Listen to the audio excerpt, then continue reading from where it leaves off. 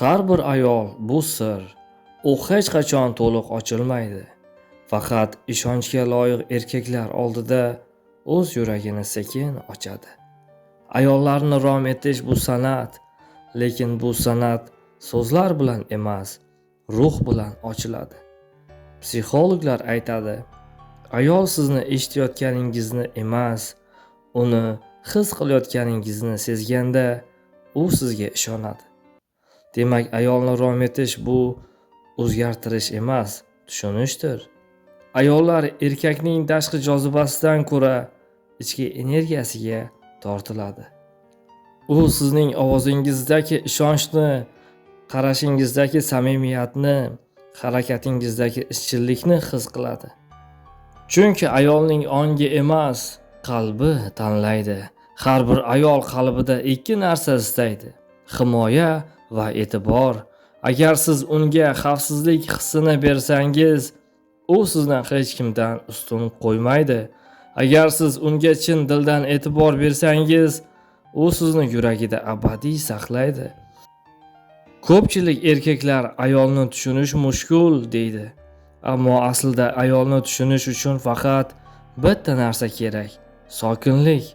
Chunki ayollar sizning so'zlaringizni emas, so'zdagi holatni eshitadi. Psixologiyada bu emotsional rezonans deyiladi. Ya'ni siz qanday his qilsangiz, u ham shuni his qiladi. Shuning uchun siz ayolni rom etmoqchimisiz? Unda birinchi navbatda o'zingizni boshqaring. Chunki o'zini boshqara olmagan erkak ayol qalbini ham boshqara olmaydi. Ayollar kuchli erkakni yoqtiradi, ammo bu kuch hayqiriq emas, bu kuch tinchlikdadir. Ayol sizga qaraganda, bu odam bilan men o'zim bo'la olamanmi degan savolni his qiladi. Agar javob ha bo'lsa, siz allaqachon uning yuragidasiz. Har bir ayol aslida bir umrga faqat bitta erkakni sevishni xohlaydi. Lekin bu erkak unga doim yangidan sabablar beradigan inson bo'lishi kerak.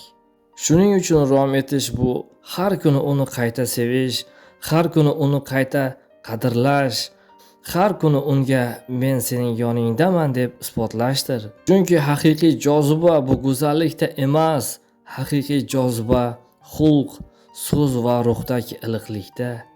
Ayol sizni sevib qolmaydi, u sizning qanday insonligingizni ko'rib, o'zi sevib qolishiga ruxsat beradi.